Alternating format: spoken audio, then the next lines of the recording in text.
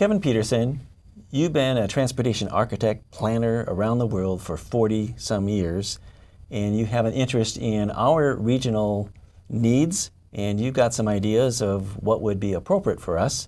So you've put together a simple 3 graphs West County, 3 graphs East County.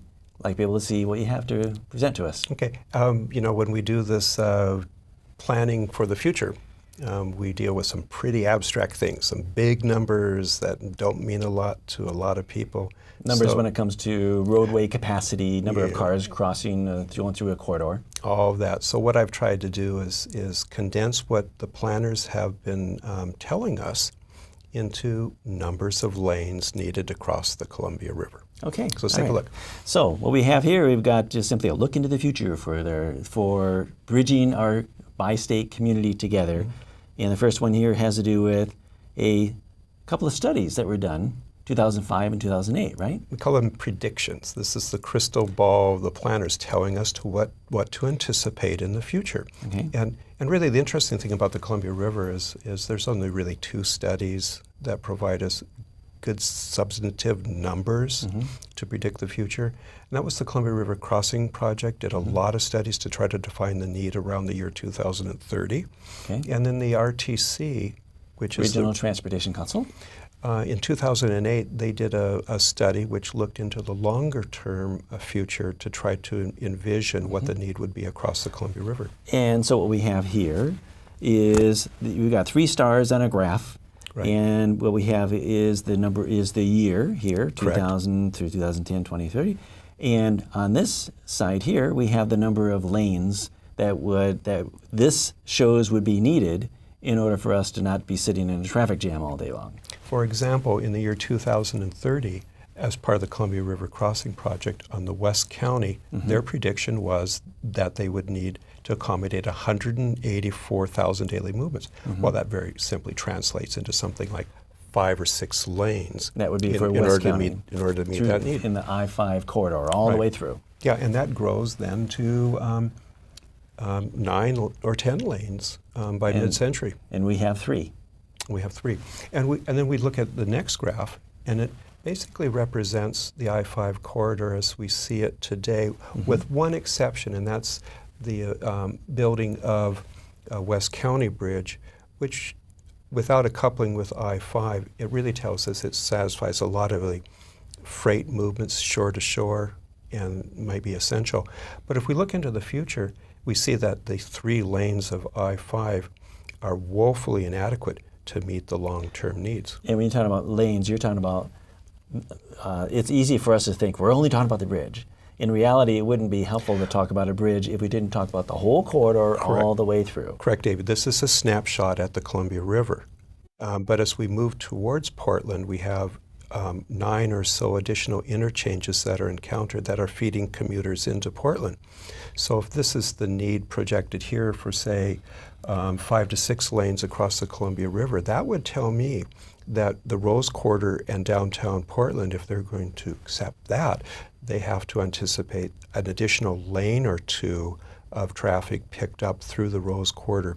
So the 5 to 7 lane need would probably translate into a 7 to 9 lane need through the Rose Quarter. Okay, so you're talking about this red here being the number of lanes as we grow, as our community expands, then we're going to need more and more of that red covered with real capacity, which is what this light color is here. If we believe what the planners involved in the Columbia River Crossing Project and the planners that were hired by the RTC, if we can believe what they told us, then this is what the consequence is. They're paid to guess and well, predict. It's a science that they employ, and it anticipates the future. The crystal ball gets cloudier as we go further into the future, but it's what we have to base our decisions on, David. Yeah. Nobody else has published anything, and I find it absolutely curious that south of the border we don't see this work that's been done north of the border translated into solutions there. Yeah, so we've got the 2008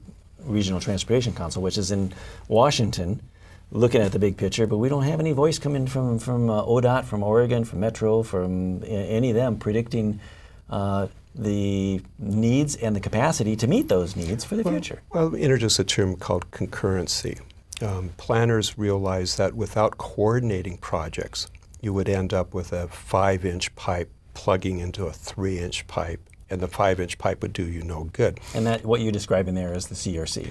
Well, so expand the bridge to 5 lanes, and if that's a 5-inch pipe, you still end up restricted down to the 3-inch pipe at the Rose Quarter. Unfortunately, that's a problem. Unfortunately, that's true. So what you look at when you look at the I-5 corridor is what is the carrying capacity of the corridor. All the way through. Again, if we follow the next slide, which takes West County corridor and assumes we build the Columbia River crossing, then that also must assume that Portland and the Rose Quarter have agreed to accept something like 7 to 9 lanes in each direction of freeway through those neighborhoods and into the downtown. I have to question whether or not that's even a possibility to resolve in the short term. So I don't really think that we can look towards any benefit from improving I-5 for a couple decades, because I don't think Portland can make that sort of gut-wrenching decision to introduce more cars into downtown Portland on the short term. And honestly, it goes against the nature and the culture there. They don't like cars, and the idea of expanding the I-5 corridor to multiple lanes wider than it is now through the heart of Portland, that's going to be an upstream battle. We need to respect their culture. But it wouldn't make sense for us, again, to expand it and have a really nice parking lot over the Columbia River if we end up not solving the bottleneck problem at the Rose Quarter and through the heart. So from a policy point of view, 2 things are at play here. One is why a policymaker north of the border would be willing to spend Washington State taxpayer money without having that concurrency. Yeah. And the other thing at play, which is really a little bit more gut-wrenching, is how is Portland going to deal with the car on the long term? And really, quite frankly, David, that decision has to be made before a policymaker in Washington can comfortably invest taxpayer money. In other words, the conversation needs to start where the heart of the problem is, in the heart of Portland, to make sure we have capacity through the corridor, through the heart of Portland. Well, if that happens, then it makes sense for us to be able to add capacity across to enlarge our pipe. But it has to be able to get that pipe all the way through, a wider pipe. Once there is agreement as to the number of vehicles that will be accepted into downtown Portland through the Rose Quarter, then we know what to build across the Columbia River. Okay. We also know with these predictions, these 2 predictions, which are not a lot to base the future on, that it's likely that the Rose Quarter will not want to see the 18 to 20 lane freeway that would be needed next century if there isn't another alternative. I wouldn't think that would go over very well. Right. We do show the 3 lanes here covered by the existing I-5 bridge, and then this other, if we were to expand the I-5 bridge, and you got a little asterisk here that says, and the I-5 corridor through the Rose Quarter and beyond, then you could get some capacity. But to be able to add a bridge that would not extend that capacity all the way through is problematic. And you could supplement a little bit with another West County bridge, maybe along the railroad one mile west of that point, and add some capacity there. Sharon Nassett has introduced an idea for doing that. Right, it's melding together the needs for longer distance interstate movement with the needs of shore-to-shore freight capacity and other things. Tying together our community. Right. Yeah. And curiously enough, you'll find that the transit advocates would say, well, this future is solved if we just extend light rail. Unfortunately, a 2-car consist in mixed traffic is the equivalent of 1/2 lane of actual viability if you're looking at how it would actually be used. So, in my opinion, David, there needs to be a fundamental revision of how transit is looked at over the longer term. That's going to tell us as a community we're going to evolve into a true metro system that can only be done in the short time if it's introduced within the corridor using express buses and dedicated lanes to accomplish that sort of mobility. And that is something we can do. Express buses, you can add them now, and you can move a whole lot of people very quickly. Right. I cannot imagine on existing roads. I cannot imagine commuters from Vancouver spending an hour standing in a train passing through stations in North Portland in which you have to employ people with white gloves to shove on board the North Portland commuter because there's no room in these slow-moving trains. So transit, unfortunately, has to take on a completely different dynamic on the west. The worst thing that could happen now would be to spend a couple $2 billion in light rail that will not provide the lasting benefit. So what we have here is if we were to have a sea change that would say Portland is going to consider opening up the bottleneck all the way through, then it would make sense to be able to extend that and cross the river. But that's where that conversation needs to start, and it's not. And David, as a policymaker, you know that these fundamental questions must be answered before you invest taxpayer money. Especially billions of dollars. So Yes. let's look at an alternative here. Well, let's take a look east. Okay. And again, we see the years passing on the lower bar, and then in the right-hand bar, we see the number of lanes, and then we see our predictions for the future. The existing capacity crossing the Columbia River upstream of Portland International Airport, 140, 150,000 daily movements. That are going across the Glen Jackson Bridge. Yep. And we see that increasing. And that's starting here. In other words, we already have that right. capacity. We've had it back since 2008. Oh, and we've slightly less because we have, again, gone through the recessionary period. Things slow down a little bit. Yeah, and then so we then draw upon the next resource we have for predicting the future, and that's the 2030 estimate of 215,000 daily movements, which is something like 5 to 6 lanes needed across the Columbia River. And if you don't have those lanes, you're going to be maximum congestion. Well, if you don't have those lanes, and we do believe the planners that they have thought through the future, then the consequences is you can't accomplish the future as you plan it. So, then that would be a different scenario, and that moves into a scenario which would mean diminishing the viability of the broader community. Yes. So if we're over capacity now, and we are going to be growing as time marches on, we're going to need more lanes. That's what the studies say. Right, and 40 years into the future, that's estimated to be something like 260,000 daily movements, or 9 lanes of traffic in the peak direction. Almost double what we have now. That's more than double what you have now. Well, okay. So that's the problem.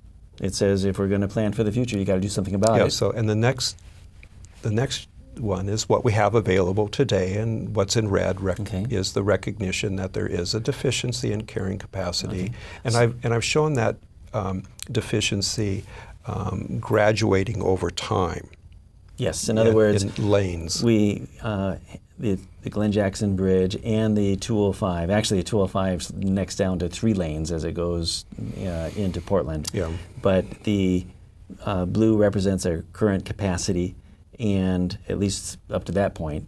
And the red says with time we're going to need more capacity, more lanes. This is the number of lanes that we're going to be needed, and this is the future's going to come whether or not we provide for it. Right. And the curious thing about the East Corridor is if the East County Bridge is built, it offers the ability to better cope with the future. It will meet the need, and also offers tremendous advantage to I-205, because these planners estimated that if you build an East County Bridge, that 15 to 20% of the congestion on 205 would be reduced, because that's what would shift over to the East County Bridge. You have to picture in your mind it's basically a short circuit for 84 to 205 north of the Columbia River. Yes. So the benefit of the East County Bridge is that it meets the needs and provides real benefit against the longer term. But you also see, when we look further into the future, David, with the visioning action done by the RTC, we see that even that capacity won't meet the need. So they're still going to need more. So these 2 stars here indicate what the study said was going to be required capacity.